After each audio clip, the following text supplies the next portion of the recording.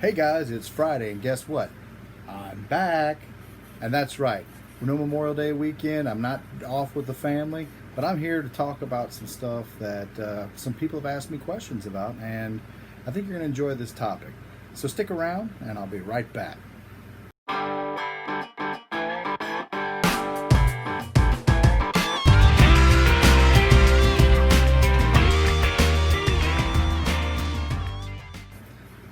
All right, guys, so here's the deal. A lot of people ask me about getting into vinyl. They're not used to vinyl, they haven't seen vinyl, and they've been watching my, I guess, vlogs is what you want to call them. And a lot of friends, family, people like that have been asking me, how do I get into vinyl? I mean, I had vinyl years ago, and I mean, is it a thing again? I'm really surprised. And I told them, I said, it is a thing. It's always been a thing, you know. A lot of people just went away from vinyl for so long because you had, you know, cassettes and then CDs, and then you also had digital downloads. You had all that going on.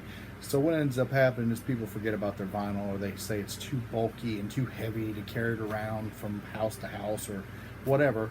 So they sell it off, and now they're coming back full circle and wishing they had their vinyl back. I was one of those people too. I had some vinyl. I got rid of it and thinking the wave of the future was CDs and cassettes and digital downloads. And here I am, years later, going back, trying to collect vinyl that I got rid of and replacing all the CDs I have that I really like with vinyl. So, how do you get into vinyl? Well, it's really easy, honestly. I started out because I had nothing when I started again, and this was about 6 years ago. And what I did was what everybody on YouTube and all your audiophiles out there and the people that collect vinyl albums will tell you, don't buy a Crosley. Well, I bought a Crosley. I bought a Crosley and I hooked it up to some speakers, and I bought about 5 albums to start with. And I played it on the Crosley. I didn't know any better at the time. It just, you know, it was a good deal to get into vinyl. It was a cheap little record player, and I thought, well, you know, that'll work. Then I started looking at YouTube and some other friends of mine who collect vinyl. They say, you didn't buy a Crosley? And I'm like, yeah, I bought a Crosley. And they're like, oh, no, man, that damages your albums. And I was like, really? Honestly, guys, the albums I bought are not audiophile albums. They weren't these, you know, first pressing albums that you hate to see damaged or whatever else. They were just, you know, repressings of albums that I liked, and I was able to get them, and I think I got them at FYI is where I started buying my albums to begin with. And so I had those 5 albums, and I listened to them, and they sounded really good on the Crosley. I was really impressed. So I started buying more albums, started going to thrift stores and finding albums at thrift stores. And mostly what I did was I hit Goodwill, American Salvage. There's some other thrift stores in my area. I didn't really know too much about vinyl record stores existing until maybe about 6 months into collecting, because I was buying stuff off the internet and I was buying stuff from, you know, just going to garage sales and thrift stores. So that's how I started out. You know, it wasn't like I started out looking for, you know, the first pressing of Revolver. That came later, and I kind of lucked into that one. But what I really enjoyed doing was I enjoyed going to the thrift stores and looking through all the vinyl that they had. Some of it was really horrible, beat up, scratched, looked like somebody had tap danced or done the twist on the vinyl on the floor. And some of the vinyl I found had never been opened. Some of the vinyl I found looked like it had never been played. So, you know, those are the ones I looked for. And I would get to the habit of taking a look at the album, turning it so the light would hit it just right to see if there was any scuffs. And I'll tell you this, if you get an album that has scuffs, it's going to play. You might get some crackling and popping on it, but it's going to play. What you want to stay away from are scratches. If it goes through the grooves of the album and you can see it's a defined valley of scratch going through the grooves, yeah, you want to stay away from that, because the only thing that's going to happen is your needle's going to hit it and pop and bounce off, and you're going to have skips all over the place. Stay away from those. Scuffs, hey, I have some albums that have scuffs all over them, but they play really good. And I got news for you. The people that don't like the popping, the crackling, I do. I like the popping and the crackling because it makes me feel nostalgia, a sense of nostalgia about it, because it's like, wow, you know, you got that nice ambient crackle in the background. Now, I know not every album is supposed to sound that way, and not every album I have sounds that way. I have brand new albums, but I do like, there's nothing better to me, and I'm just being honest, there's nothing better to me than a jazz album that has just a little bit of crackle and hiss in it. I'd rather enjoy that. Now, somebody's going to post in the comments, they're going to say, you're nuts, but hey, I am a little nuts. Either way, you find stuff that you enjoy collecting, find stuff you enjoy listening to. Part of the fun is going through those thrift stores and digging. I mean, if you're not into dirt and dust and things like that, order your albums off of Amazon or off of one of the record stores online, or you can go to one of the vinyl shops. You just have to look. You have to look in your area and see if there are some vinyl music stores that you can go and pick up some vinyl from. I know in my area, I live in Mississippi, so we have there's a vinyl store on the coast, which is not too far from me, and there's another one up north a little bit in a town called Hattiesburg, and that's called T-Bone Records, which is really cool. They've got some really cool stuff in there. And then if you go up towards Jackson, which is the state capital, there's several record stores, and there's this one shop I just positively love up there. I mean, you can't hardly walk through. You have to turn sideways because they have so much stuff. It's really, really cool. I've only been up there a couple of times, but I really enjoy looking through the stuff. The owners are pretty knowledgeable. They'll talk to you. They won't talk down to you, which is another thing that you got to watch out. When you're into collecting albums or you're buying vinyl, you're going to run across people in record stores, vinyl stores. Some of the customers are going to talk down to you. Some of the owners will even talk down to you, like, you know, you don't know what you're talking about. Collecting vinyl, listening to vinyl should be fun. It should be something that you enjoy doing. And if you're around people that are talking down to you because you're not collecting the way they do, then, you know, that kind of sucks a little bit of the joy out. So my suggestion is stay away from those people. Do you. You know, whatever makes you happy is what you need to do. Quit worrying about what everybody else does. I mean, don't even have to listen to me. I'm just putting stuff out there because it's what I enjoy doing. It's my hobby. I like talking to you guys through this little camera over here. But yeah, you do you. You don't worry about what other people are doing. I mean, don't try and compete with me. I mean, I've got box sets that I paid good money for. Don't compete.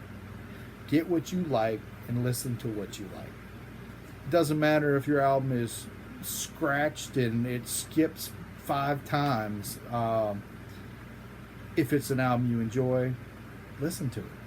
You know, I can't tell you any more than, you know, just do you when you're collecting albums and listening to music. Where do you get the music? Like I said, thrift stores. You can also go to vinyl stores. You just have to look them up. If you go online, some of the vinyl communities, you type in, you know, vinyl record stores or record stores, and you're gonna see what's available in your area. You can also go through Discogs. I like using Discogs. If you don't know what that is, you can go to Discogs. I believe it's .org, and it may be .com. Just do a Google search on it. I'll try to put the link in the description. And the deal with Discogs is I like to keep all my records cataloged on there. Some people don't like to use it. They'd rather put everything into a spreadsheet of some sort. I like it because I can carry it with me wherever I go on my phone, and that way I'm not buying 3 copies of the same album, which I've done before. Go, oh, I love this album. I got to buy this album, and then have 2 copies at the house on the shelf that I forgot I bought. So you know, it's just one of those things you got to look at. Another thing is, if you really spend time looking through new releases and things like that, you can find them on Amazon. You can also go to FYE online. Urban Outfitters sells some vinyl. Lots of places you wouldn't think have vinyl. I've been in Dillard's. Dillard's has vinyl. I have been to Kohl's. Kohl's has vinyl. And you can search those online too. And sometimes you get really good deals on them. I mean, if you got that extra Kohl's cash and you're trying to build a record collection, hey, use that Kohl's cash and go buy you some vinyl, because I know they have it. And they've got some decent albums. I mean, I know I've seen some Jimi Hendrix, and I've seen Bob Marley. So I know Kohl's has some decent stuff. May not be what everybody's favorite is, but you know, it might be what you're looking for. I can't stress enough, hit the thrift stores. You know, some of you are married out there and your wives like to go look at antiques. Appease them. Go look at those antiques with them. And while they're looking at antiques, browse on around. You're going to find vinyl in there, I guarantee you. Then you can spend the time while they're doing the antiquing, you're doing the vinyling. Which is what I do a lot of times. I'll take my wife out and she'll look at antiques, and I'll cruise the store looking in every location for vinyl records. And a lot of times I find some really good deals. And there's nothing more exciting to find, you know, an album that is a $50 album or something, and you're paying $1 for or 50 cents for. So, you know, it's pretty cool. So, another thing, back to the Crosley. I had a Crosley and I kept it for about a year, and I listened to my stuff on it.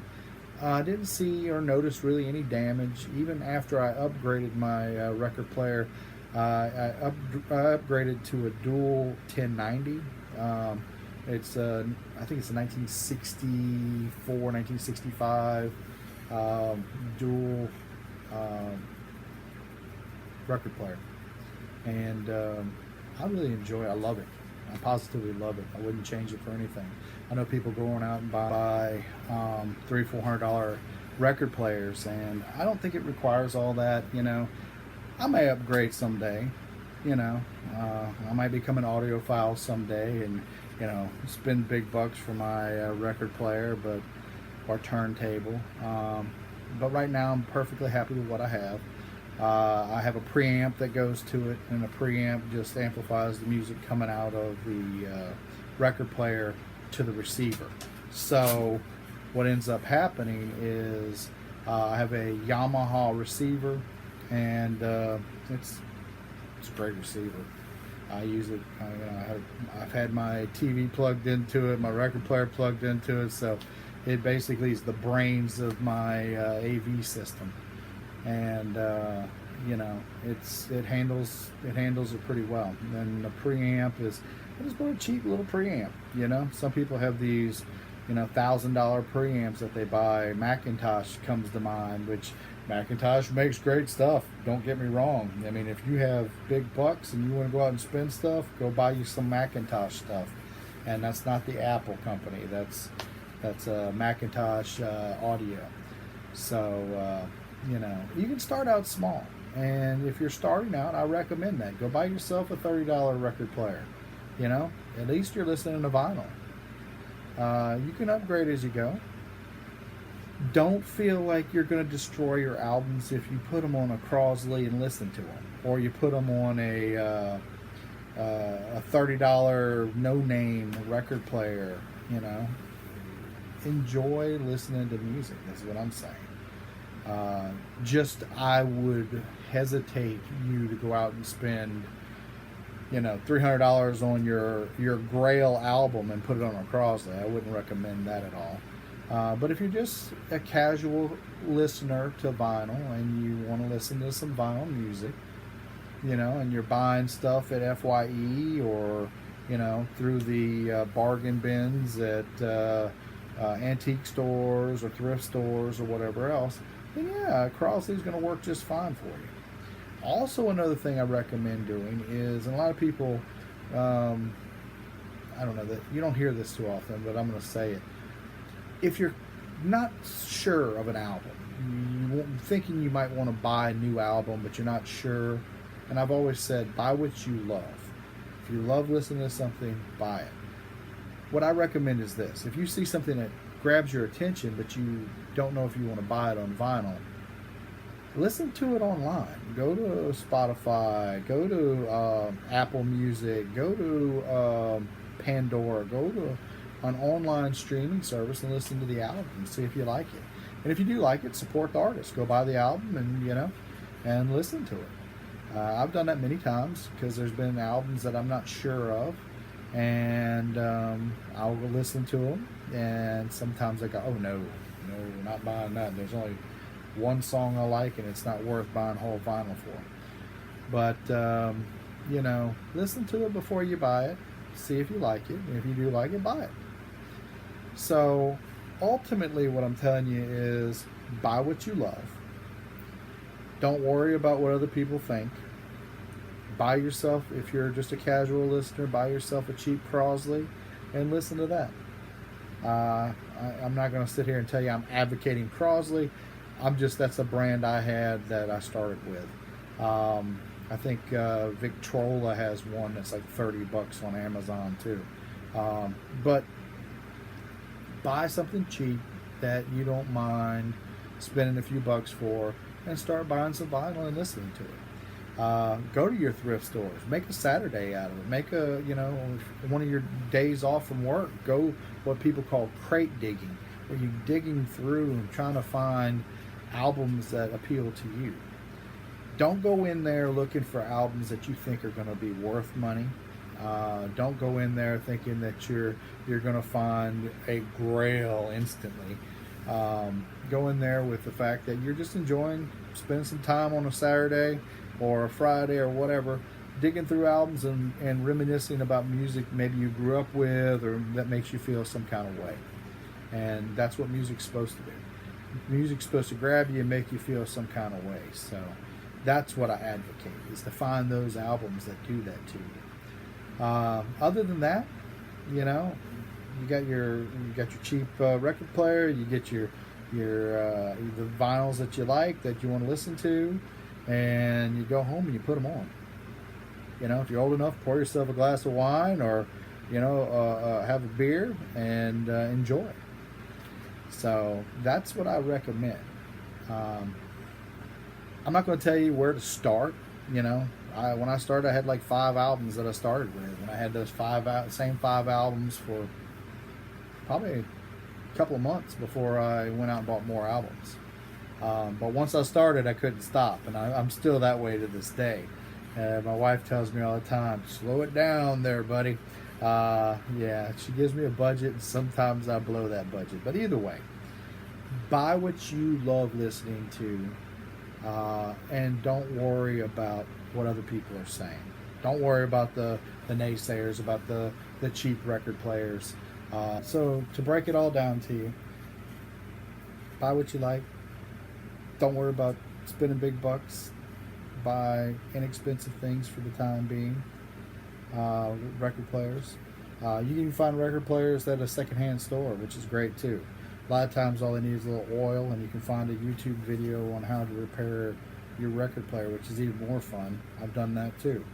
In fact, I have a Motorola, and I would say it's like a 1968 Motorola that has the speakers that swing out on it, and the turntable drops down. It's supposed to be like a portable boom box. Picked it up for about $100. It didn't work well, and I tinkered with it and got it working, and it sounds great.